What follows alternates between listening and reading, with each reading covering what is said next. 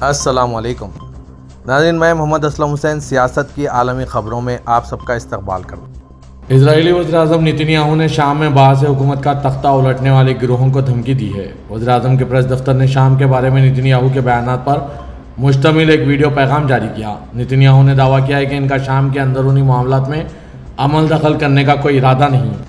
شام میں فوج کے حملے اسرائیل کی سلامتی کے لیے کیے جانے کا دعویٰ کرنے والے نتنیاہو کا کہنا ہے کہ انہوں نے اسی کے مطابق شام میں فوجی تنصیبات پر بمباری کا حکم دیا ہے۔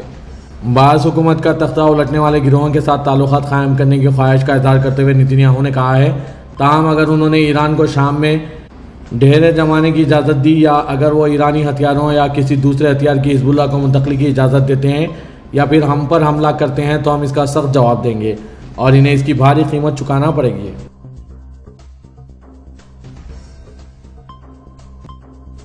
روس نے کہا ہے کہ باغیوں کی جانب سے شامی صدر بشار الاسد کی حکومت کا تختہ الٹے جانے کے بعد ان کو انتہائی محفوظ انداز میں ماسکو لایا گیا۔ برطانوی خبر رساں ادارے رویٹرز کے مطابق روسی نائب وزیر خارجہ سرگئی ریابکوف نے NBC نیوز کو انٹرویو دیا جو آج نشر ہوا۔ اس سے ایک روز قبل کرملن کی جانب سے بتایا گیا تھا کہ روسی صدر پوٹن نے شام کے سابق صدر بشار الاسد کو سیاسی پناہ دینے کا فیصلہ کیا۔ بشار الاسد حکومت خاتمہ روس اور ایران کے لیے ایک بڑا دھکا ہے، جنہوں نے 13 سال تک جاری رہی خانہ جنگی کے دوران وہاں مداخلت کی اور مغربی ممالک کی جانب سے اقتدار چھوڑنے کے مطالبات کے باوجود ان کی حکمرانی کو آگے بڑھانے کی کوشش کی۔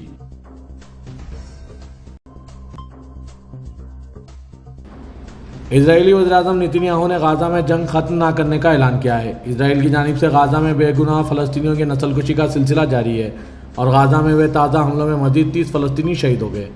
اسرائیلی فوج نے شمالی غزہ میں 3 اسرائیلی فوجیوں کی ہلاکت اور حماس کے 10 مزاحمت کاروں کو شہید کرنے کا دعویٰ کیا ہے۔ میڈیا رپورٹس میں بتایا گیا ہے کہ جنگ بندی کی کوششوں پر اسرائیلی وزیراعظم نتنیاہو کی ہٹ درمی جاری ہے اور انہوں نے کہا ہے کہ غزہ جنگ ختم نہیں کریں گے۔ انہوں نے کہا کہ ایسا کیا تو حماس دوبارہ قوت پکڑ کر حملے شروع کر دے گی۔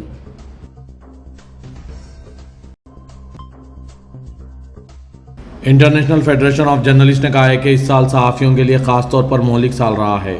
اس سال کے دوران دنیا بھر میں صحافت سے متعلقہ 104 افراد ہلاک ہوئے، جن میں سے نصف سے زیادہ غزہ میں تھے۔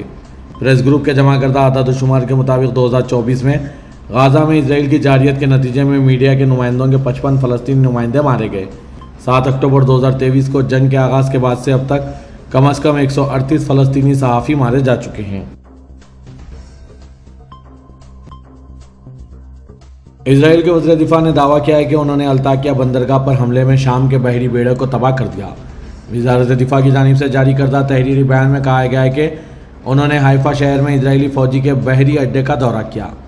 بیان میں کہا گیا ہے کہ اسرائیل کے وزیر دفاع نے گزشتہ روز اسرائیلی بحریہ کے لتاکیہ بندرگاہ پر کیے گئے حملوں کے بارے میں حکام سے معلومات حاصل کی۔ لتاکیہ بندرگاہ پر حملے کی ذمہ داری قبول کرنے والے کارٹس نے دعویٰ کیا ہے کہ اسرائیلی فوج نے اس حملے سے شامی بحری بیڑے کو تباہ کر دیا۔ انہوں نے یہ بھی بتایا کہ اسرائیلی فوج شام کی سرحد پر واقع بفر زون پر مکمل طور پر اپنا قبضہ قائم کرنے کے قریب ہے۔ دوسری جانب اسرائیلی فوج نے گزشتہ روز بشار الاسد کی معزولی کے بعد شام میں شدت اختیار کرنے والے فضائی حملوں کے حوالے سے ایک تحریری بیان جاری کیا۔ بیان میں کہا گیا کہ اسد کی معزولی کے بعد سے اب تک 320 اسٹریٹجک اہداف پر فضائی حملے کیے گئے۔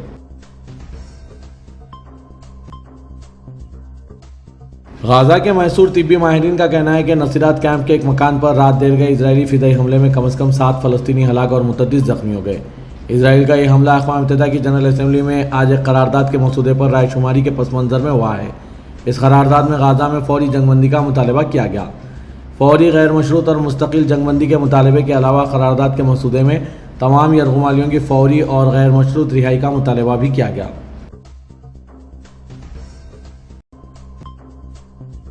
شام میں بشار الاسد کی حکومت کے خاتمے کے بعد اسرائیل نے پورے شام میں فوجی اہداف کو نشانہ بناتے ہوئے فضائی حملے شروع کر دیے ہیں اور 50 سالوں میں پہلی بار غیر فوجی بفر زون کے اندر اور باہر فوجیوں کی تعینات کیا گیا ہے۔ CNN کی خبر کے مطابق اسرائیلی فوج نے کہا کہ اس نے گزشتہ 2 دنوں کے دوران شام بھر میں تقریباً 480 حملے کیے ہیں، جس میں شام کے زیادہ تر اسٹریٹجک ہتھیاروں کے ذخیرے کو نشانہ بنایا گیا۔ اطلاعات کے مطابق اسرائیلی وزیر دفاع اسرائیل کارٹس نے اس آپریشن کو ایک بڑی کامیابی قرار دیتے ہوئے کہا کہ اسرائیلی بحریہ نے راتوں رات شامی بحری بیڑے کو تباہ کر دیا۔ اسرائیلی وزیراعظم بنیامین نتنیاہو نے بشار الاسد کی حکومت کے خاتمے کو ایک نیا اور ڈرامائی باب قرار دیا۔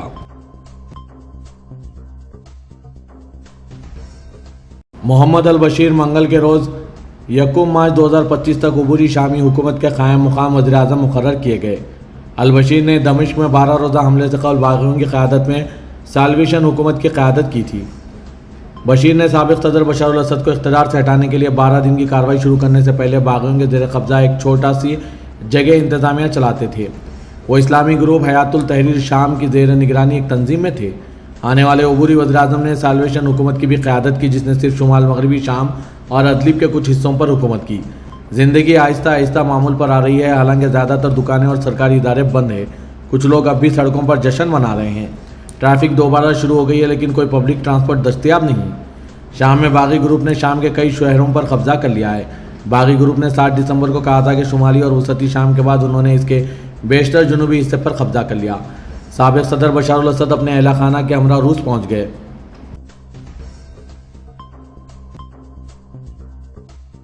امریکی وزیر خارجہ اینٹونی بلنکن نے ایک بیان میں کہا ہے کہ امریکہ بھی وقت کے ساتھ نئی شامی حکومت کو تسلیم کر لے گا، تاہم ضروری ہوگا کہ نئی حکومت ضروری معیارات کے مطابق ہو۔ شام میں بشار الاسد کی حکومت کو ختم کرنے والے اپوزیشن گروپ حیات التحریر شام کی نئی حکومت کو تسلیم کرنے کا امریکہ نے مشروط فیصلہ کرتے ہوئے تمام اقوام سے کہا ہے کہ وہ ایک ایسے سیاسی عمل کے لیے تعاون کریں جس میں سب کو شامل کیا جائے۔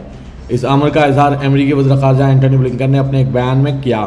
مبصرین اس پیش رفت کو غیر معمولی دیکھ رہے ہیں، کیونکہ اس سے پہلے امریکہ نے طالبان کی افغانستان میں حکومت کو ابھی تک تسلیم نہیں کیا، جبکہ شام کی نئی عبوری حکومت کے لیے تسلیم کیے جانے کے امکانات ابھی سے ظاہر ہونا شروع ہو گئے ہیں۔ پچھلے 2 روز سے مشرق و سطح کے کئی ملکوں نے بھی حیات التحریر شام سے رابطہ کرنا شروع کر دیا۔ امریکی وزیر خارجہ نے نئی شامی حکومت کے لیے مطلوبہ معیارات کی روک لگاتے ہوئے کہا کہ یہ شامی عوام کا فیصلہ ہوگا، شام کا مستقبل کیسا ہونا چاہیے۔ امریکی صدر جو بائیڈن کا کہنا ہے کہ جدید تاریخ کی مضبوط ترین معیشت کو سنبھالنے کی تیاری کرنے والے نو منتخب صدر ڈونلڈ ٹرمپ کا ٹیرف منصوبہ ایک فاش غلطی ہے۔ جو بائیڈن نے بروکنگز انسٹی ٹیوشن میں اپنی تقریر میں جو کہا کہ ان کی انتظامیہ اگلے ماہ نقطہ پذیر ہو جائے گی، اور زیادہ تر ماہرین اقتصادیات اس بات پر متفق ہے کہ نئی انتظامیہ بہت مضبوط معیشت کو اپنے ہاتھ میں لے گی۔ جو بائیڈن نے کہا کہ بنیادی تبدیلی کے عمل سے گزرنے والی معیشت نے پائیدار، وسیع البنیاد، بلند سطح کی پیداواری نمو کے ساتھ ایک مضبوط سنگ بنیاد رکھا ہے، اور وہ امید کرتے ہیں کہ نئی انتظامیہ اس پیش رفت کو برقرار رکھے گی اور اسے آگے بڑھائے گی۔ جو بائیڈن نے کہا کہ ڈونلڈ ٹرمپ پوری دنیا میں رشک کی جانے جدید تاریخ کی مضبوط ترین معیشت کو چلائیں گے۔ انہوں نے بتایا کہ ٹرمپ امریکہ کی طرف سے درآمد کی جانے والی تمام اشیاء پر کسٹم ڈیوٹی عائد کرنے کے لیے پرعزم دکھائی دے رہے ہیں۔ مجھے یقین ہے کہ یہ نقطہ نظر ایک فاش غلطی ہے۔ مقبوضہ مغربی کنارے میں اسرائیل کے ہاتھوں قتل ہوئی ترک نژاد امریکی خاتون عائشہ نورہ ایزگی کے اہل خانہ امریکی وزیر خارجہ اینٹونی بلنکن سے ملاقات کریں گے۔ ملاقات میں ایزگی کا کنبہ بلنکن سے مطالبہ کرے گا کہ اس کے قتل کی امریکی قیادت میں آزادانہ تحقیقات کروائی جائے۔ ایگی کی بہن اوزدین بینٹ نے جاری کردہ بیان میں کہا ہے کہ گزشتہ 3 مہینوں سے بلنکن اور محکمہ خارجہ کے حکام ہمیں مستقل یہی کہتے چلے آ رہے ہیں کہ عائشہ نورہ کا قتل اسرائیلی فوج نے کیا ہے، لہٰذا ہم اسرائیل کی طرف سے تحقیقات کے آغاز کا انتظار کر رہے ہیں۔ ترک سیکیورٹی ذرائع نے بتایا کہ ترک حساس اداروں نے 12 ٹرکوں پر لدے ہوئے میزائل اور دیگر ہتھیاروں کو تباہ کیا ہے، ان میں 2 ٹینک بھی شامل تھے۔ یہ واقعہ شام کے شمال مشرقی حصے میں پیش آیا جہاں کردوں کا راج ہے۔ ذرائع نے بتایا کہ یہ اسلحہ بشار حکومت کی افواج نے چھوڑا تھا، جو بشار حکومت ہے خاتمے کے بعد علاقے سے نکل گئی۔ واضح ہے کہ 2 روز قبل گزشتہ شام اسرائیلی طیاروں نے اسی علاقے میں شامی فوج کے اڈوں اور اسلحہ پر بمباری کی تھی، جس کے بعد وہاں شامی فوج کی موجودگی مشکل ہو گئی۔ تاہم شام کی طرف سے نئی حکومت اور اس کے جنگجوؤں نے شامی فوج کی طرح کسی قسم کی کوئی مزاحمت نہیں کی۔ تاہم ترکیہ کے فوجی ذرائع کا کہنا ہے کہ کرد گروپ YPJ ایک دہشت گرد گروپ ہے جو ترکیہ میں دہشت گردی کے واقعات کر چکا ہے، جبکہ یہ بات کردوں نے ہی پھیلائی ہے کہ خمشیلی ایئرپورٹ کو اسرائیلی بمباری کرنے والے طیاروں نے نشانہ بنایا تھا۔ صدر ترکی رجب طیب اردوغان نے نیٹو کے سیکرٹری جنرل مارک روٹ سے فون پر بات کی۔ صدارتی محکمہ اطلاعات کے سوشل میڈیا اکاؤنٹ پر پوسٹ کے مطابق اردوغان کی روٹ سے ملاقات کے دوران شام کی تازہ ترین پیش رفت پر تبادلہ خیال کیا گیا۔ ملاقات کے دوران صدر اردوغان نے کہا کہ ترکیہ شام میں خانہ جنگی کے پہلے دن 2011 سے شام کی علاقائی سالمیت اور استحکام کے تحفظ کا دفاع کرتا چلا آ رہا ہے۔ شام کی انتظامیہ شامی عوام کے ہاتھ میں ہونی چاہیے۔ اردوغان نے کہا کہ ترکیہ دہشت گردی سے پاک شام کی نشاط نو کے لیے اپنی پوری کوششیں جاری رکھیں گے۔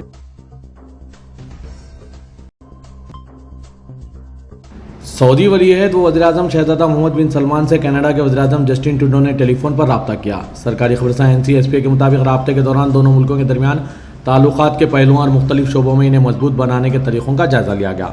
دونوں رہنماؤں نے شام، غازہ اور فلسطینی علاقوں کی صورتحال سمیت مشترکہ دلچسپی کے متعدد امور پر تبادلہ خیال کیا۔ علاوہ ازیں کشیدگی کو کم کرنے، خطے میں سیکورٹی، امن اور استحکام کے حصول کے لیے کوششوں کی سپورٹ کی اہمیت پر زور دیا گیا۔ سعودی وزارت ہیومن ریسورسز نے کہا ہے کہ جن افراد کے پاس 4 گھریلو ملازمین ہیں، ان کے لیے ضروری ہے کہ وہ ملازمین کی تنخواہ ڈیجیٹل ذرائع سے ادا کریں۔ سبق ویب سائٹ کے مطابق نئے قانون محنت میں یہ پابندی 1 جنوری سے عائد ہوگی۔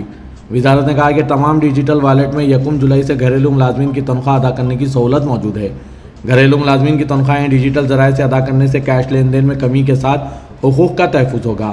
نئے قانون محنت میں طے شدہ جدول کے مطابق 1 اکتوبر 2025 سے 2 گھریلو ملازمین کو تنخواہیں ڈیجیٹل ذرائع سے ادا کریں گے، جبکہ 1 جنوری 2026 سے تمام گھریلو ملازمین کی تنخواہیں ڈیجیٹل ذرائع سے ادا کی جانی چاہیے۔